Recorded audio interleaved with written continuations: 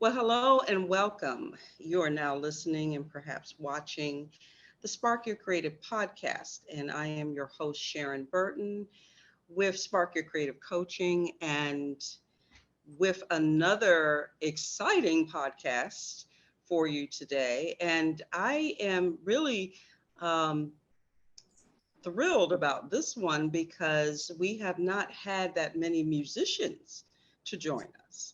And so I was able to do that as part of our series, which is in the flow, creating over 40. And again, sharing some interesting stories of everyday people, musicians, artists, creatives that are doing that thing over 40.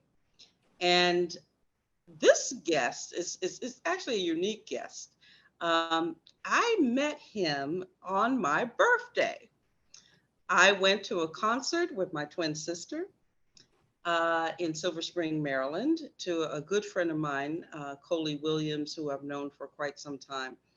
And it was just wonderful to see her in person again since COVID. And she had an accompanist who for some reason, I think we connected which is really unusual how I connected with this person because I don't usually connect with folks, but I guess I was in a good mood and I just felt like talking. And he just had this wonderful personality, this warm personality.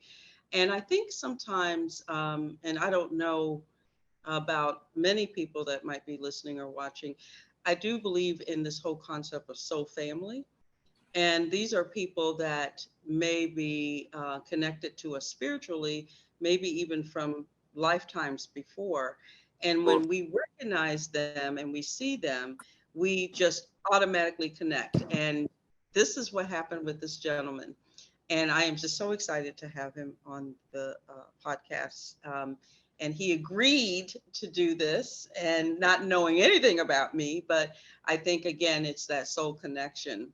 um, Guitarist, bassist, and producer Kevin Jackson is with me for this particular podcast. And we're going to be talking a little bit about his journey, about creating over 40, and some of the insights he's gained as a more mature or seasoned musician. And so let me share a little bit about him. He's a native of Baltimore, Maryland, and has been taking the smooth jazz industry by storm since 2012, collaborating with artists such as Wyclef, Maysa, Oli Silk, and Eric Darius, just to name a few. His current offering, Elevation, featuring Joda Seeley, can be found on the Billboard Smooth Jazz playlist, and Watercolors, a very popular jazz show on Sirius XM, if you are fans of that um, platform. Kevin's mix of original compositions and acoustic renditions will take his listeners on a journey of anticipation for what is next. Jackson produces projects that offer something for every person's taste, whether it's rock, contemporary Christian, jazz, soulful R&B, and more.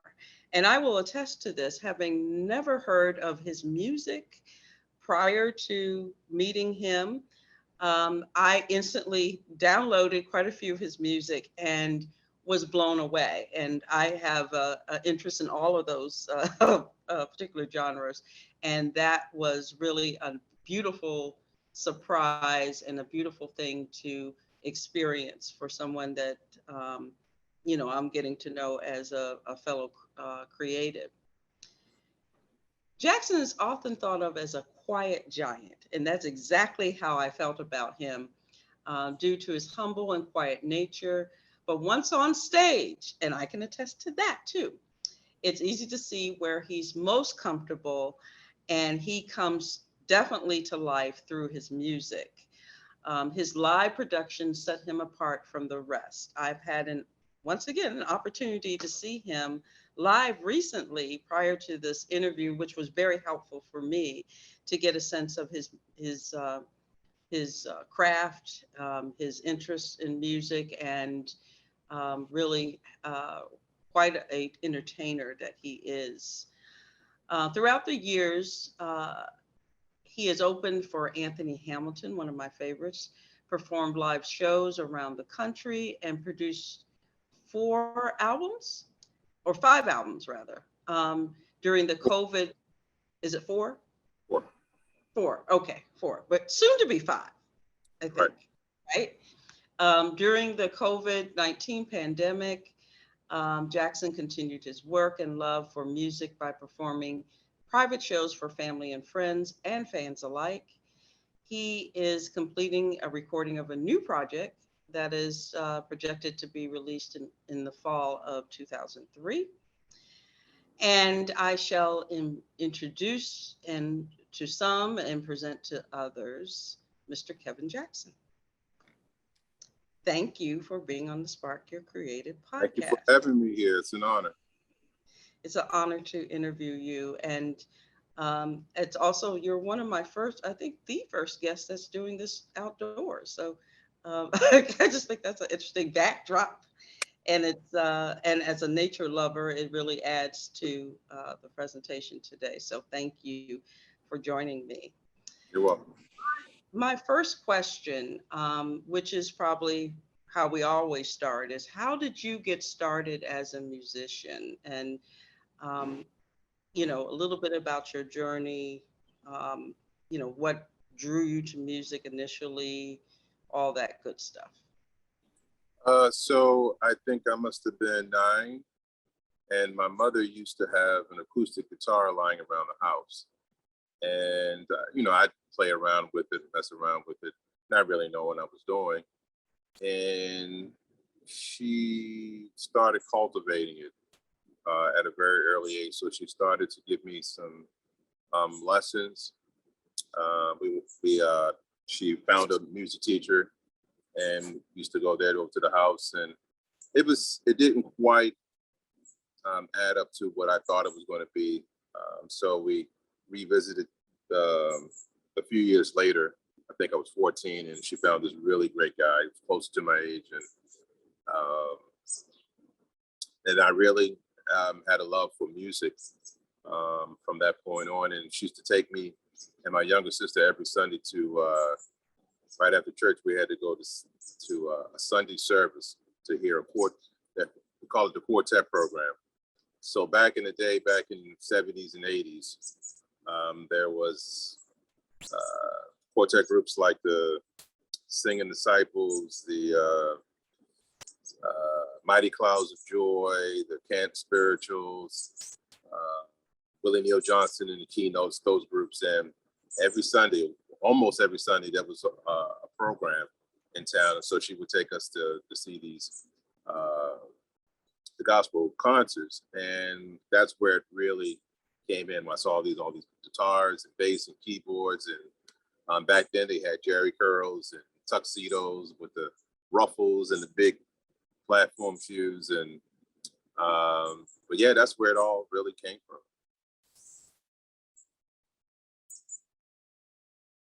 And it's interesting that you mentioned the gospel, a lot of the gospel musicians, because your stage presence kind of brought me to a sense of church a little bit. You know, your dialogue with the audience and some of the things that you said. So now that kind of makes sense for me.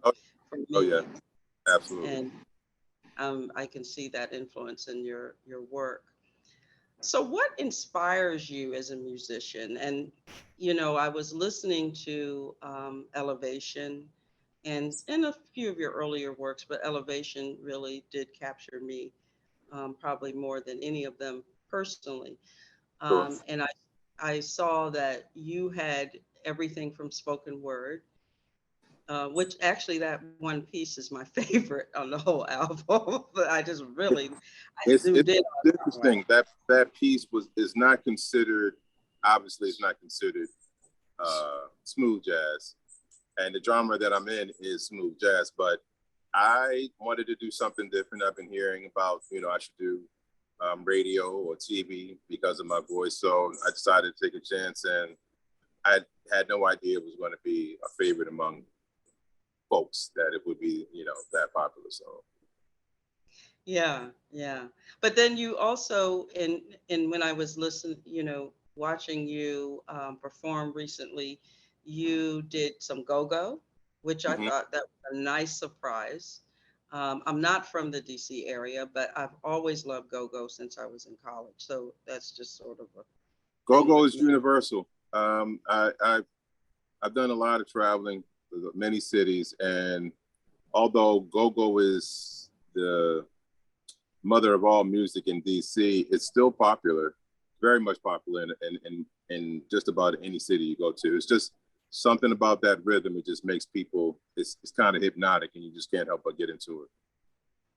Most definitely. And so, you have all of these different styles, but it doesn't, at least with this particular last album that you did, it doesn't clash, because sometimes, musicians try so much that it just clashes. And I'm like, I don't know where you're going, you know. But tell me, particularly, and this is sort of kind of a hidden um, secret of mine. I've always wanted to be a singer, songwriter, Mm-hmm. producer. So Sure. you're living my dream. Okay. Um, I just didn't have, I didn't go the musician route. I went the visual art route and poetry.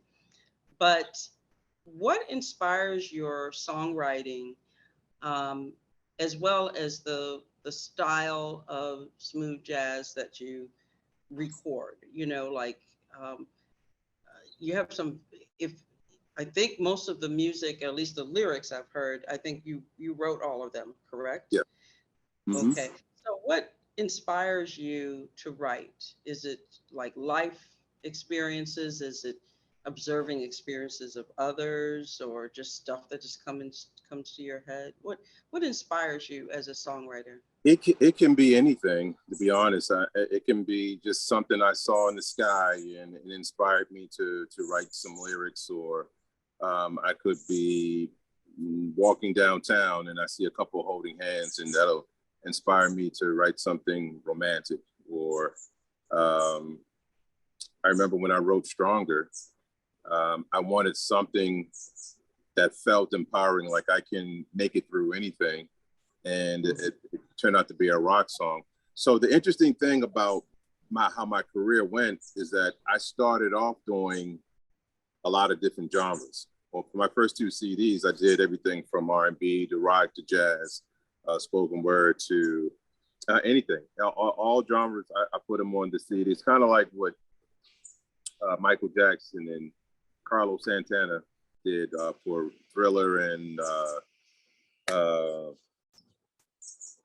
I can't think of it, but Carlos Santana came up with the CD, and he brought in a whole lot of different people, and it did well for them. They both got tons of Grammys for it. But before they did all that, they were Carlos Santana and they were Michael Jackson, for years doing their genre. So I started off in terms of a career 10 years ago, well, 11 years ago.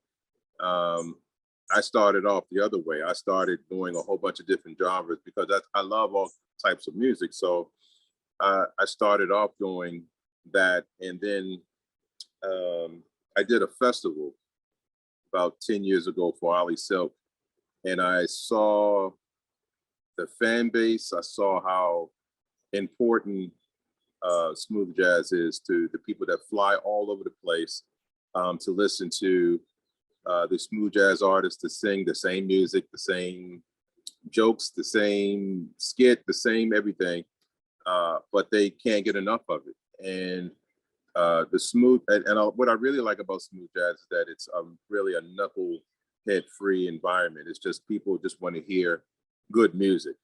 So on my third CD that Full Circle, I decided to make a smooth jazz CD, and it made some headways. I had a lot of smooth jazz artists guest wise. Ali Silk was on it, Jakeem Joyner, who I'm playing with Blues Alley this weekend, and it made some waves. But it wasn't until I did Elevation that things really started to take off. But I hope that answers your question, that inspiration can come from anything. Yeah, and I think, um, being based in the Baltimore area, or the DMV as they call Mm-hmm. where we both live, Right. there's so many things going on that can really spark your inspiration. Um, I think what is interesting is that you mentioned you really started recording a lot of your work. I'm I'm imagining for the first time when you were over 40. Yes. Yes. So, um, let's see. So I'm 41 now, and let me get the math. The math. Oh, got to get the math right. But yes, I read a quote that said, "You're never too old to be what you're meant to be," and I can attest to that because uh, when I started doing music full time and I started recording and um, trying to make a name for myself, I was in my 40s. I think I was 45, 46. So before that, I been playing for different artists and doing different things. But in terms of Kevin Jackson, the artist, I was in my 40s. So when you started, did you think about that, where you were in life? Um, and why then? You know, why not earlier? So earlier, I was doing, I think, IT for like 16, 17 years. And it, I did music on the side. It was more like a hobby than a full-time thing. And uh, yeah, about 12 years ago, I was working for a company called Canon USA. And when that phased out, I decided to just stick to music full time. I said, I think I can make it. I had enough jobs. I thought I could make it. And I learned very quickly that the winter months are the slow months. So I had to quickly prepare for the slow season, because when you work for yourself, you got to be prepared for it, to go like this. So it's it was something that I felt like I needed to do. I was compelled to do it. It felt right. I didn't have the same stress, because when you work for the corporate world, it can be just a pride swallowing saga of just 10 to 12-hour days sometimes. And there's no appreciation. You're just a number. And all that matters is the amount of calls that you get, done per day. So it was a blessing in disguise when that phased out and I decided to do music full time. I've never felt more alive. I think that's an important thing, and we'll get back to that maybe before the end of the conversation. But I think it's very interesting, and I think a lot of people can't imagine leaving their good government or corporate job to do a creative passion full time and be over 40, because you think about those types of things as a young person's Sure. game. And I think it's important for people to hear that it is possible. This person has been considered for Grammys for his work. And so, sometimes you don't know until you try. And it takes a lot of confidence and a lot of other things, which we may get to before the end of our conversation. But one of the things I'm curious about, because you have so much to offer, and you are what I consider a musician's musician, and I'm not in the music world, but I could tell that, there's so much respect for you as a musician by others in the field, just by some of the people that appear on your work, the interactions I noticed during your concert, from the background singers to your band. I have never seen such a the happy band before. I mean, those people were happy. Not that, most people do, have a positive energy about them, but it just seems like people are just so happy to perform with you, instead of like, you can tell people are like on a gig versus to me, I am just thrilled to be performing with this man. This man has my utmost respect. And so that tells me that you're a musician's musician in the sense of, people respect your craft and all that kind of stuff. But I'm curious, when you approach a recording project, or, you're like, okay, I really want to drop a new album. Do you ever deal with any creative blocks? Anything like, do you ever find yourself like, dag, I just need 3 more songs and they're not coming, and I want to get this out by Christmas, and that sort of thing? And if you do find yourself in that place, how do you get through that? I'm currently going through that now.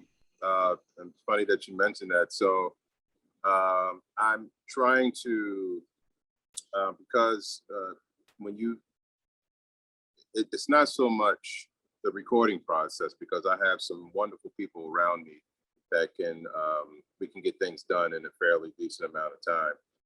But it's sending the material away, having them duplicated and have it sent back in enough time. So my goal is to have it ready by October, which means around about August, I need to have everything done. So there's a sense of urgency to try to get everything done. And even my son said, "Are you crazy? There's no way you're going to get it done." But I am. I got all the concepts written down and recorded, so I just need to actually record the whole form and put my parts down, and everything will work out in itself. But in terms of having a block, particularly like when you're doing smooth jazz, it's music tends to sound a lot alike. Like it all almost sounds the same. Even I've talked to radio programmers and radio DJs and folks that's been in the business way longer than I have, and it feels like it all sounds the same. So what I try to do is try to play something that's going to be different, but still inspiring, something enough that it's going to make you snap your fingers and bob your head. And so that's where I live at. And lyrically, same way. I want something to be thought provoking and something that makes you say, "Oh, that never thought of that particular situation that way," or that may strengthen me to feel like, "Oh, I can go on another day." So that is sometimes you have moments where you need to sit back, like record it, and then step away for a couple of days and come back and listen and put your new fresh ears on it and say, "Okay, I got something," or I need to start from scratch. I think that's very interesting. And again, I'm more of a kind of a groupie geek kind of person as far as the whole songwriting thing, and just like, okay, how do people, get to that, and if you're working on a project, do you get to the point where you're like, I need 2 more pieces, and how does that work? And it sounds like you kind of step away from the project for a minute and kind of allow the inspiration to come, or maybe do you kind of connect to the world around you for inspiration, like you said, where you might see a couple walking, or maybe even something in nature that just you kind of zoom in to. Yeah, like I said, inspiration can come from anywhere, and then sometimes I can overshoot for the CD. So right now I'm looking for 9 to 10 songs. Before I would do maybe 12 to 13, but in my mind, I probably have about 15 songs. Mm-hmm. So I need to scale it down, to 9 or 10, because nowadays people are downloading more than they're getting physical copies. So when they download and they listen to it, you have to get them right away. They don't have time to listen to the entire song, even though the song may be great from beginning to the end. A lot of times you have to get them right away. So downloading is another animal in itself. So you have to think in terms of creating music sometimes from that angle. I could talk about all this all day, but we have to move on. What advice would you give someone, that was about your age when you started recording? And, one of the things that I think is important for people to understand is that what you mentioned, that it's never too late. I started my visual art career in my late 30s. So I didn't show my art. I was an artist all my life, but, I didn't, I like you, we have to eat, so, the good people that were around me at the time was like, okay, we'll pay for college, but I don't think art school is the answer. And again, coming out of high school in the late 80s, nobody was talking about art. Nobody talked about, Gen X, we had to kind of, put some of that stuff aside, so we could be employable. That's And right. it was only after I was employable that I revisited my visual art, and I was scared to death because I hadn't done it for a long time. And I was like, well, am I even an artist, or is that just am I a legend in my own mind? Right. And it took me a few years to get the nerve to even go back into a studio class and, much less show my work. So, I think in a lot of ways, your story sounds kind of typical. A lot of times we have to do it on the side. And you were fortunate that you were able to really hone your craft during that time. So by the time you decided, okay, I'm going to do this full time, you had kind of established contacts and, gigs and all that.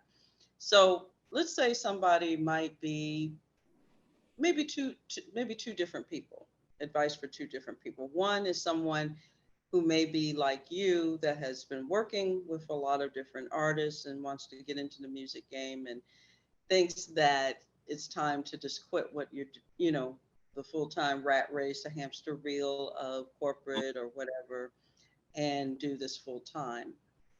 Um, Advice for that person, and then advice for someone who just always wanted to be a musician. And, now that, the kids are out of the house and things have kind of settled down and maybe they're looking towards retirement, you know, um, some advice on them kind of getting into it.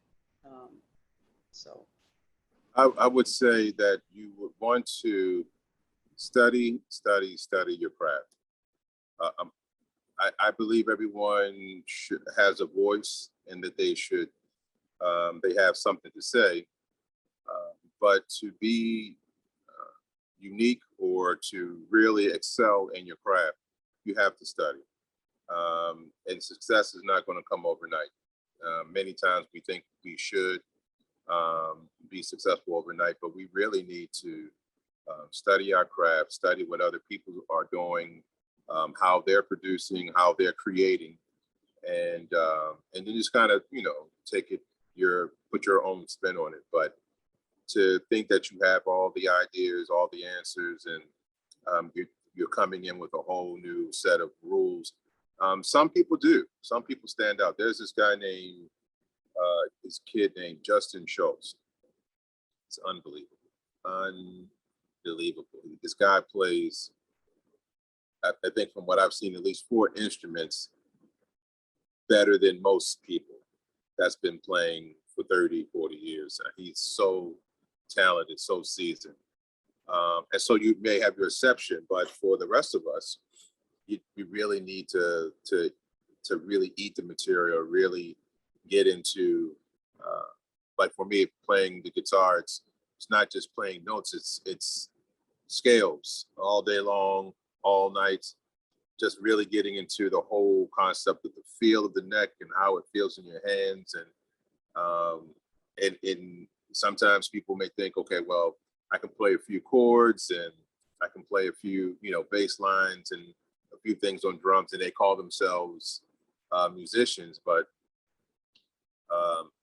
you'll quickly know that once you try to sit in a jam session or someone's gig, you'll realize that you have a lot to learn. So I remember when I think I was 18 or 19, and I thought it was it. I don't think I need to study anymore. I think I'm doing well.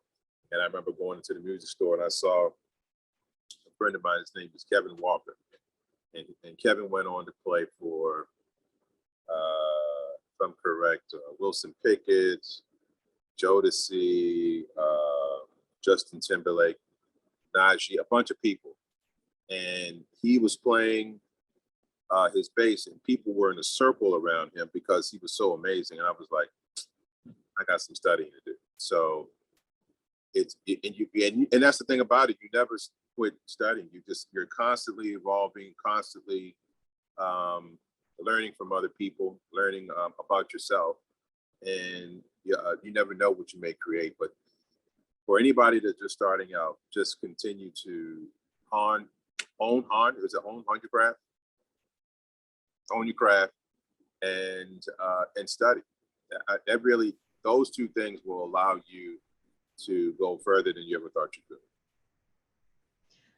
I agree. And I think the other piece, which is sort of a challenge sometimes when you're older and you have so-called mastered a profession, whether it was a passion of yours or not, is to be willing to be a beginner, be willing to learn. I mean, I had to put some feelings aside about being in a class with younger people to learn, basic drawing and composition and things like that. And actually, it ended up being less of an issue because you began to see people my age and older coming into classes. But that was one of the things that kind of bothered me about, am I going to be in class with a bunch of young people? I'm this old person sitting up here, and it ends up, once you get past yourself and get over yourself regarding your age, I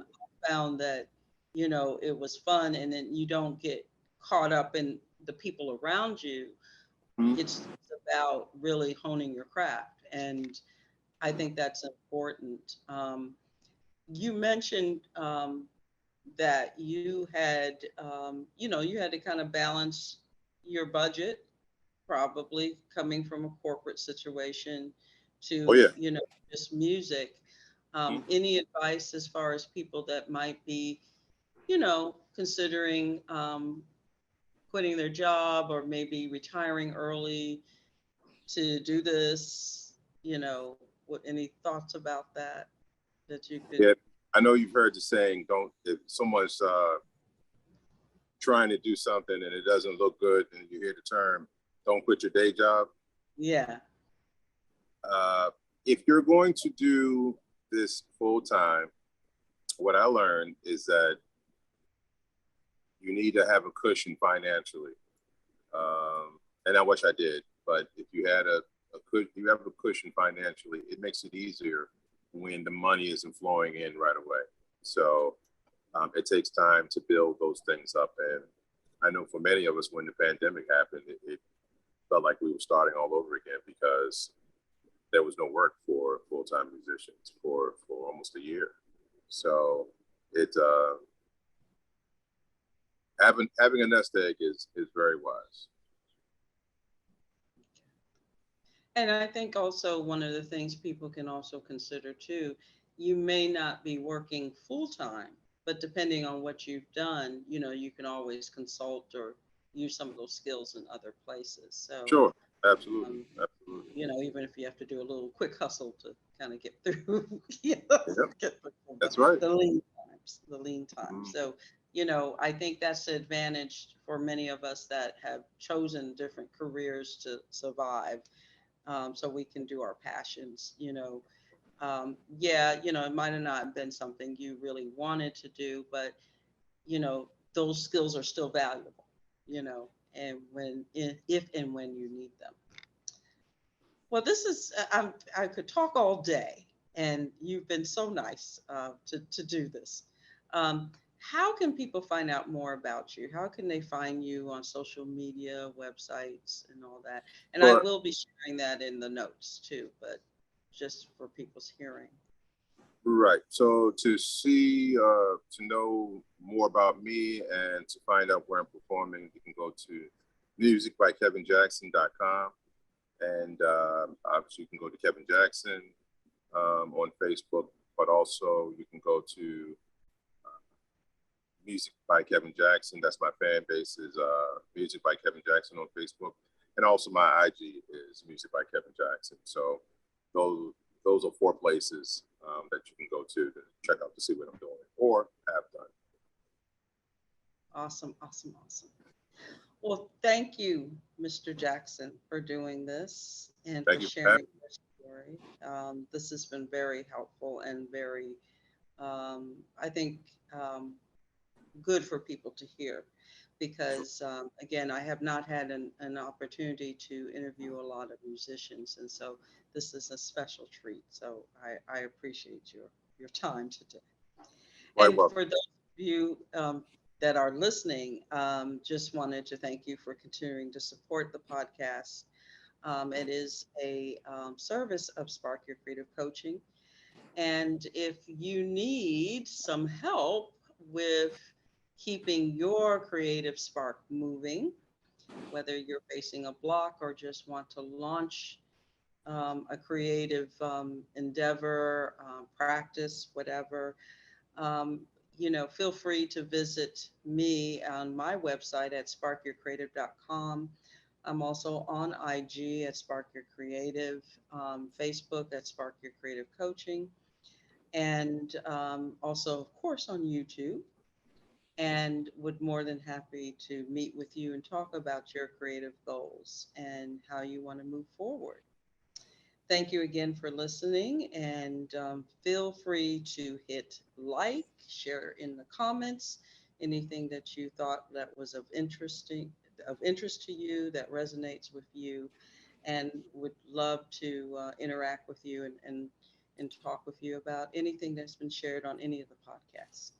Thank you again, and take care.